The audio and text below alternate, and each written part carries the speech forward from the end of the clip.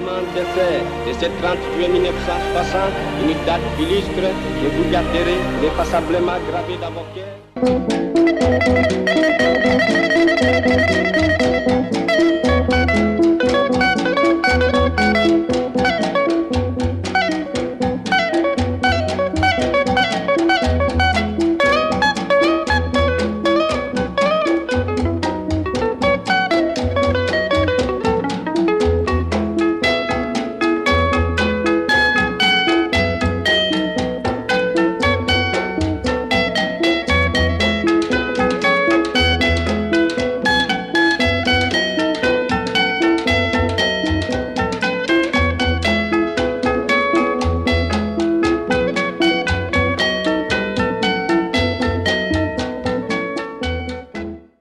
Ils ont servi la République démocratique du Congo. Ils ont le droit, comme tout Congolais, de réclamer ce qui leur revient. Qui sont-ils?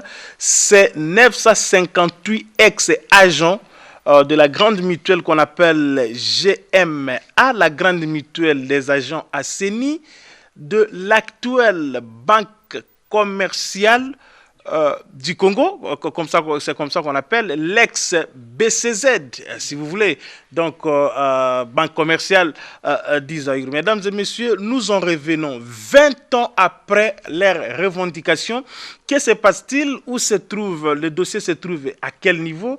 Et qu'est-ce qu'il faut pour que 20 années après, qu'ils puissent rentrer dans le cadre de leurs droits? C'est aussi ça, Mémoire d'un peuple, votre émission qui retrace les grandes lignes de l'histoire politique, économique, sociale et culturelle de la République démocratique du Congo, de l'Afrique et du monde. Mesdames et messieurs, bonsoir et bienvenue. Nous recevons pour vous, comme j'étais en train de le dire, M. Christophe Robert Ngangavika. M. Christophe Robert Ngangavika, bienvenue dans cette émission. Merci beaucoup, monsieur le journaliste. Comment vous allez? Bien, plus ou moins bien. Ça va. Vous allez bien? Bien. Alors, quand vous dormez et vous vous réveillez, qu'est-ce qui vous revient plus à l'esprit? Quel est le plus grand souci que vous avez par rapport à votre pays d'une manière générale, la République démocratique du Congo? Merci pour la question, monsieur le journaliste. J'avoue que personnellement, j'ai des grands soucis pour ce pays. Parce qu'à l'indépendance de ce pays, moi je suis né en 51, j'avais 9 ans. Aujourd'hui, à 67 ans, j'ai l'impression que les choses n'avancent pas dans le bon sens. Ah, vous avez 67 ans pour l'instant.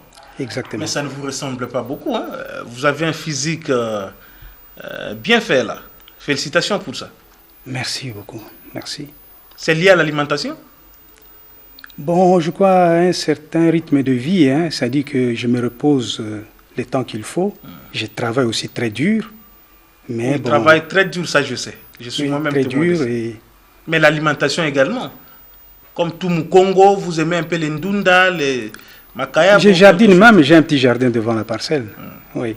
Mais bon, on ne va pas s'appesantir sur certains petits détails comme ça. Mais détendre nos téléspectateurs. Ok, mais j'avoue que moi, comme les autres assainis, nous passons parfois des moments très durs ou des journées entières. On ne mange pas. Ça, m'excusez que je le dise, mais je le dis puisque c'est la vérité. Il n'y a pas de problème. Allez-y alors. Vous parliez de votre grand souci. À l'indépendance, vous aviez encore 9 ans. 9 ans. Mon père était fonctionnaire, c'est un ancien de la force publique qui a terminé sa carrière comme fonctionnaire. Je suis d'ailleurs né au camp Léopold à l'époque, le camp Kokolo actuel. Le camp Kokolo, voilà. Oui, oui. Alors, vous êtes le fils d'un militaire. Exactement. Oui. D'un militaire de la force publique. Oui.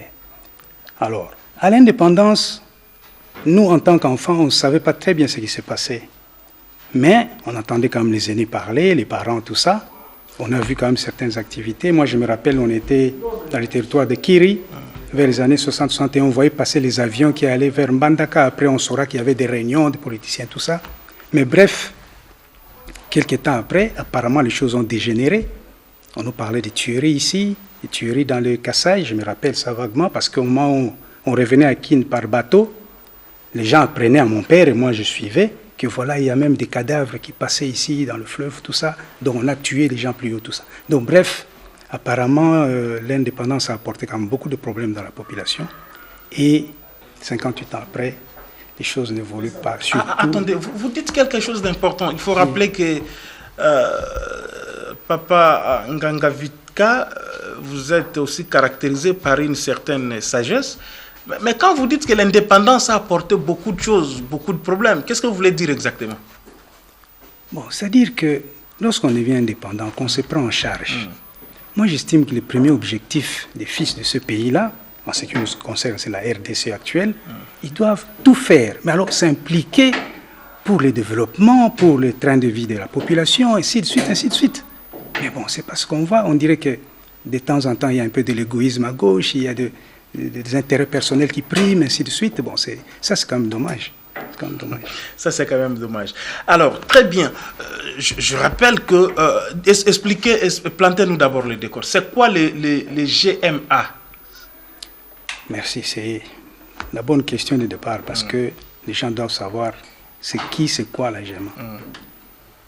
Lorsqu'on commence à licencier les agents, on va y revenir, en 99, immédiatement après, dès les premiers jours, les travailleurs se sont rendus compte qu'on ne nous a pas bien payés. Comme ça. Rien qu'en voyant le bulletin de paye, en tenant en main le décompte final, ils se sont dit que quelque chose ne va pas. Ils ont fait circuler le message à tout le monde, même à ceux qui travaillent, même à ceux qui sont restés, comme quoi, écoutez, il y a quelque chose qui ne va pas. Le décompte final qu'on est en train de nous payer ne semble pas être correct. Alors, regroupons-nous pour la défense de nos intérêts.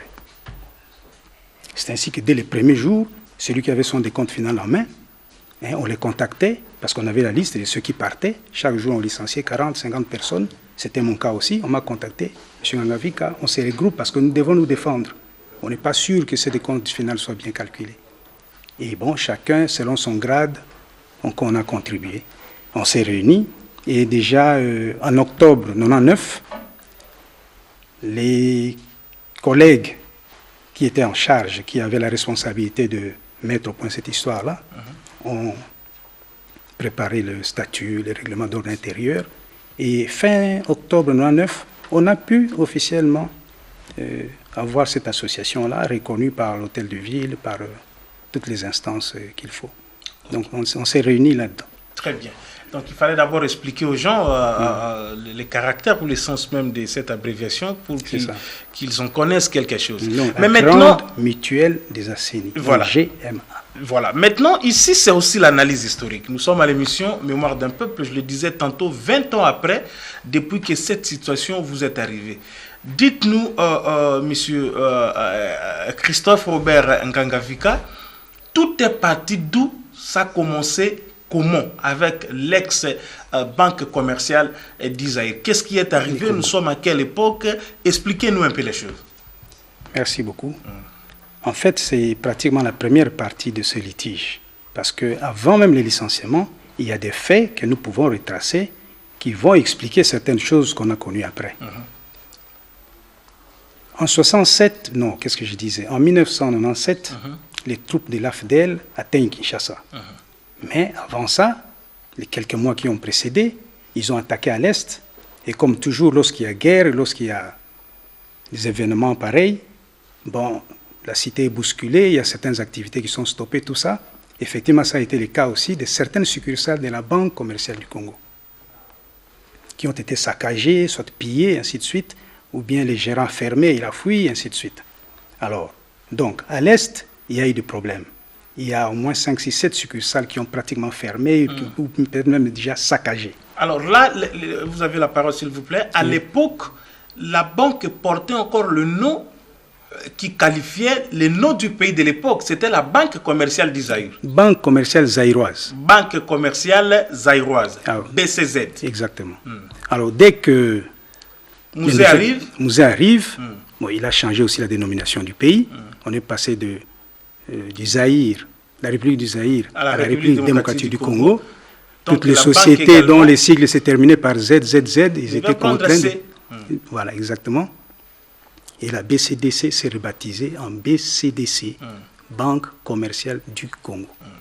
C'est ça un peu le contexte de l'évolution de ce nom-là. Alors, les troupes de la FEDER entrent, le président Mouzé prend les commandes du pays, et curieusement, là, on entre de plein pied dans le début de ce dossier. À la Belgolaise, qui est la maison mère, ils ont décidé de restructurer. Belgolaise, nous sommes là en Belgique. En Belgique. Oui. C'est la maison mère de la banque commerciale. C'est lié. Parce que tout est parti de là, tout justement. Comme leur recette principale, cette banque-là, venait du Congo, d'ailleurs dans leurs documents, ils disent que 45% de leurs recettes viennent du Congo. Les Belges. Les Belges, la banque commerciale, la banque belgolaise. Alors, avec ces événements, apparemment, certains créanciers n'ont pas pu, disons certains débiteurs, n'ont pas pu rembourser leurs dettes. Et la belgolaise a eu quelques problèmes. Ils ont décidé de faire la restructuration de ce groupe-là. Soit dit en passant, la belgolaise regroupait à l'époque plus de 12 ou 13 affiliations africaines. Donc, il n'y avait pas que le Congo. Il y avait, je crois, la Côte d'Ivoire, certains pays de l'Afrique de l'Ouest et tout ça. Alors, lorsqu'ils décident de restructurer, il y a répercussion dans la banque, qui s'appelait déjà Banque commerciale du Congo, parce qu'on est là en 98, ce n'est pas encore la restructuration. Apparemment, ils ont donné des instructions ici. Mais curieusement, on se retrouve du jour au lendemain. Au niveau de la Belgique ou de la belgolaise, on a donné des instructions ici à la banque commerciale. À la banque commerciale. Et on ne sait pas très bien comment les choses se passent, mais le constat est que, à un moment donné, le 20 avril 98, Musée promulgue 4 décrets présidentiels. Les décrets 64, 65, 66 et 67. Les 65 portent régime spécial de restructuration des banques et institutions financières, comme par hasard. Ce décret-là est diffusé. Les protocoles d'État a même diffusé de la photocopie avec la signature de Musée. Je crois qu'il voulait vite que les gens soient au courant de l'existence de ces décrets-là. Oui, les décrets étaient même lus à la RTNC. Voilà. Et d'ailleurs, nous le disons même dans nos écrits que toutes les anciennes banques qui sont opérationnelles aujourd'hui, dans leurs archives, ils ont la copie de ces documents-là. La copie de ces décrets-là que Musée avait signé. Exactement.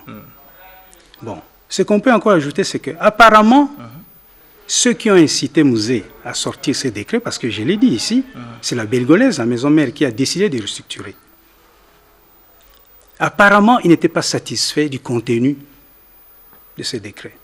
Parce que ces décrets, dans quelques-uns de ces articles, allaient à l'encontre de la loi, le Code du travail. Or, un décret ne peut pas être au-dessus de la loi. La loi est au-dessus, les décrets, ce sont des mesures d'exécution, comme on les appelle. Vous voyez? Alors, nous constaterons que, curieusement, alors que tout le monde a parlé du décret présidentiel 65, notre employeur, la banque commerciale, utilisera dans toutes ses correspondances, dans tous ses écrits, ils vont référencer un certain décret loi 065. Au lieu des décrets, et il faisait référence au décret loi. Alors, j'en profite pour dire quelque chose d'inédit ici, à la télévision. Un jour, à la Cour suprême, ensemble, je crois, avec mon vice-président, qu'on aura l'occasion de voir ici un jour, parce qu'il m'accompagne dans toutes les démarches, on a eu l'occasion de rencontrer quelqu'un qui est entré avec Musée Kabila, qui travaillait dans son entourage, même peut-être à la présidence. Et lorsqu'on lui a parlé de ce cas-là, il a tiqué, il a dit, mais écoutez, lorsque Musée est entré, il a édicté des décrets. Le Parlement n'était pas opérationnel.